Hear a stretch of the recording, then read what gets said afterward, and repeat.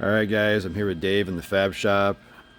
He's working on our 63 Nova or Chevy II ProTouring build.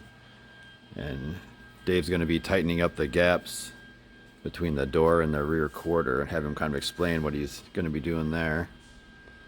So what I'm doing is we got a little bit fatter gap than we want. I got a 3/16 feeler gauge and there's just a little too much wiggle room.